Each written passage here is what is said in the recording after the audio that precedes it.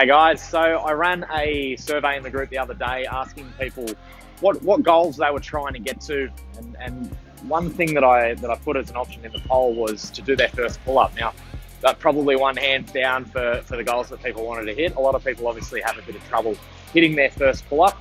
Now, hands down, pull-ups are probably one of the best exercises for your upper body.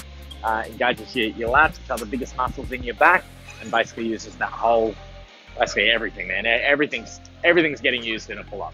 So one of the hardest things when learning how to do a pull-up is if you don't have the strength to do a pull-up, most people don't unless they've specifically trained for it, you can't get effective training in. If you can do one pull-up, it's not effective enough. You can't get enough volume in to be able to build the strength that you need to perform the exercise. So what you need to do is regress the exercise back to an exercise that you can complete successfully so that you can consistently train it and then progressively overload and up the stimulus over time until you get to the point where you can do a pull-up using your full body weight. So today, guys, what I want to do is I want to run you through a couple of progressions, a couple of regressions for the pull-up, how you can make it easy, to find your starting point and then build your way up. I'm also going to show you a few different bits of equipment that we use to help us training pull-ups. And also I'm going to show you some advanced sort of techniques on how you can, if you say already can do a pull-up, how you can increase your volume and increase your strength overall. So here we go, guys. As I said, pull-ups are one of the best exercises you can do for your upper body. Now I'm just going to show you the basic wide grip pull-up today. That's usually what we talk about when we talk about a pull-up. There are a lot of different variations, and I'll run you through those later. Generally, people will find chin-ups maybe a little bit easier, there's a little bit more bicep engagement, but what you ultimately want to be able to get to is pulling up with using your lats for the engagement, because that's going to transfer best for climbing, which is really going to help with your OCR and stuff like that. So guys, this is basically what a pull-up looks like. It's going to jump up on the bar here, engage your back, just going to pull up and back down. So a couple of things to note when we do this activity, guys. Always go down to a dead hang. What you don't want to do is come down halfway. You never want to be, say you're doing a bicep curl, you don't want to work out half the muscle. Always go through your full range of motion. You want to build strength through that full range of motion so that you can effectively build that muscle and build that strength. Another couple of things that you want to do, guys, is engage your back. You want to pull that scapula down. I don't know if you can see with the singlet on, but you basically want to pull everything down. So you're pulling your shoulder blades down into your spine. That's engaging all your back. It's going to put the emphasis on your lats. When you're coming up, so you're going from a dead hang, we're going to engage that back. We're going to pull up, and we're going to go back down. So that's obviously what a pull-up looks like. I'm going to show you a couple of regressions because a lot of people say they want to do their first pull-up, obviously can't go straight to doing that. So first things first, guys, I'm going to show you an assisted pull-up machine. Now, a lot of good gyms have these assisted pull-up machines. You might have seen them. Basically, what we're doing is we're setting a weight. So say I weigh 84 kilos. If I put 40 kilos on the machine, my body weight minus the assistance, I'm going to be moving 44 kilos as I do the exercise.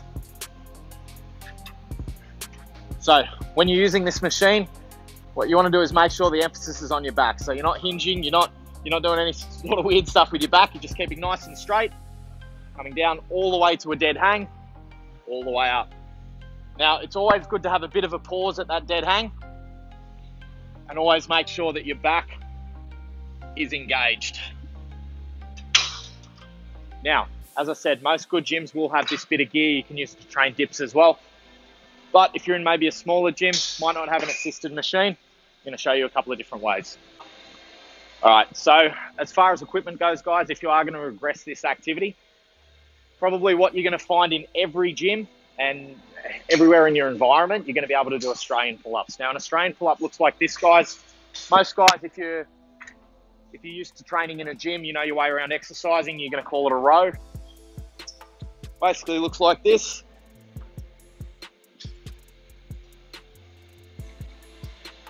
You're basically pulling up. So what you want to do is keep your back straight. But essentially, the more of an angle you're on, the less of your body weight you've got. So everyone can do a row, even if you're standing up. So say we've got the bar up here. If that's a little bit too hard for you to lay on the ground and do it like that, you can literally just go like that. So it's the same way if I was going to train push-ups with somebody who couldn't train push-ups. you start them on an incline or you start them against a wall. You know, you find what they can do and then you slowly push it up. So you're going to be basically doing the same thing with the bar.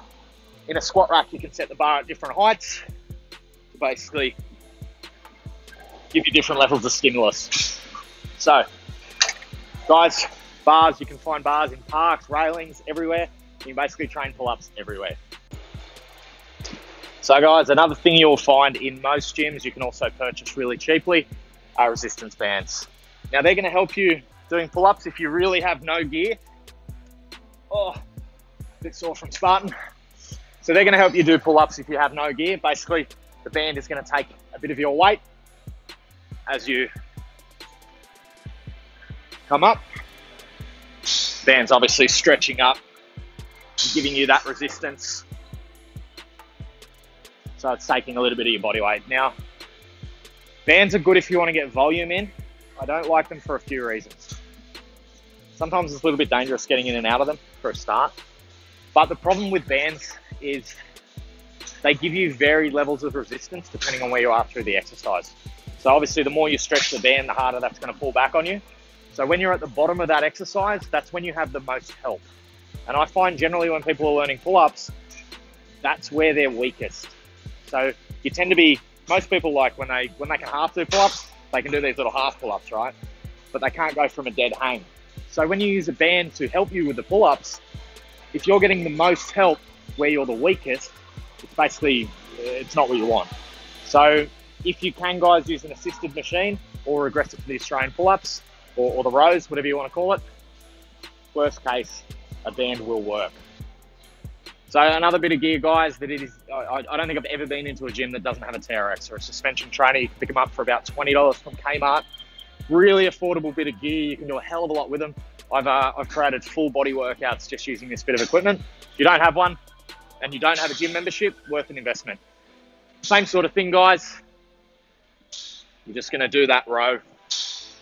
Now, over time, you're going to want to be at more of an angle so that your back's copping more load.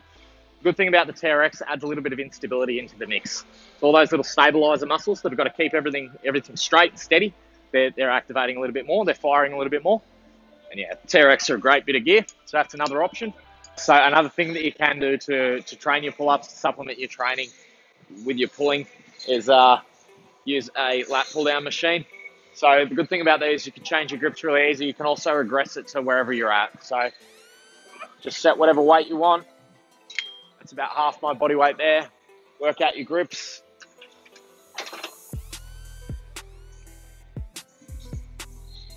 And yeah, you can basically go through all your different types of grips. So if you don't have the strength to do a full pull-up, this is a good place to start. I find that it transfers a lot better by doing pull-ups though. So, you know, rowing and running will both increase your cardio, but if you want to get better at running, you really need to be running to get better at running. So I find that actually doing pull-ups, even if you're doing them with a band or on an assisted machine, seems to transfer better across than using a lat pull-down machine. But it's just my experience.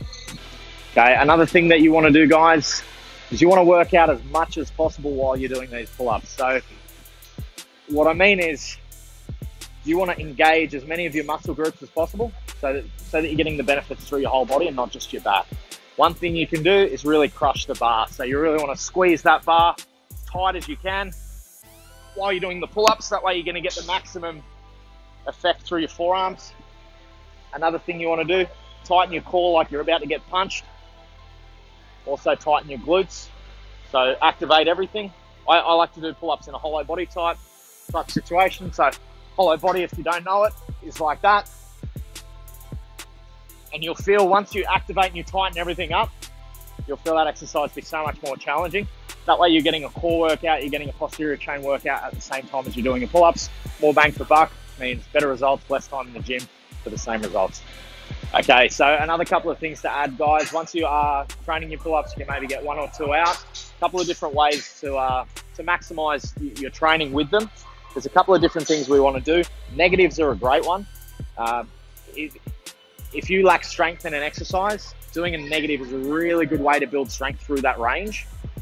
And I'll show you what I mean. So a negative is this. So you're basically going to come up and you're going to come down as slowly as you can, as controlled as you can, through that range of motion all the way to a dead hang.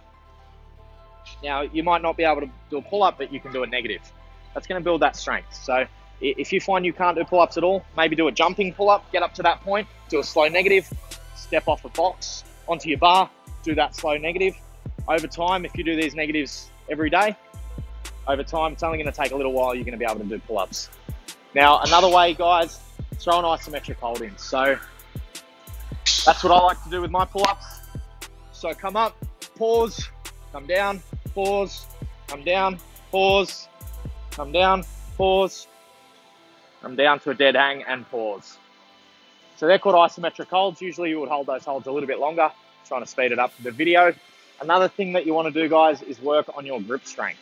So whenever you're doing your set of pull-ups, whenever you're training your pull-ups, you want to work that grip strength and that hanging, capacity as much as possible. So at the end of a pull-up set, I usually, after I finish my last rep, I just hang for as long as I can until I can't hang anymore.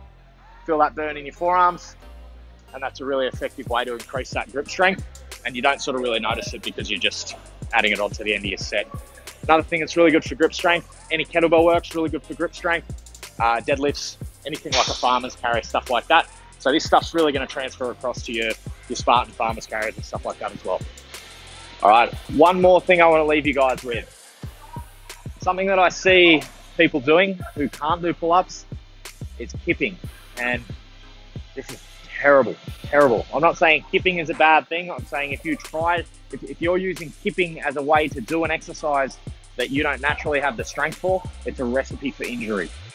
Do not kip a pull-up until you can do at least 5, maybe 10 pull-ups. Once you can do those pull-ups, and you see these guys on the CrossFit Games doing it, you can guarantee they can bust out, 50 pull-ups strict. They kip because it's fast. So they're going for volume as much as they can. And once you get a very efficient kipping technique, you can get these pull-ups out really efficiently, and you can get a really high volume without fatiguing your muscles as much. If you do not have that muscle in place and you are kipping as a way to cheat to get those pull-ups, you are just going to injure your shoulders, your back, you're going to tear shit everywhere. It's not going to be good. So guys, don't kip until you have the strength to do the pull-ups on your own. All right, guys, so that's just a little bit of info on how you can regress a pull-up, different sort of techniques that you can use to train a pull-up to, get as much bang for your buck out of your sessions as possible. Now, strength training is a little bit of a tricky thing. There's certain, reps that you want to use, certain rest times. If you've got any questions about, how to get better with your pull-ups, how to maybe structure your programming, stuff like that, let me know. I'll leave a link down below how you can contact me, or just send me a message direct on Messenger. And if there's any other fitness goals that you have, let me know and I'll try my best to answer it. Thanks, guys.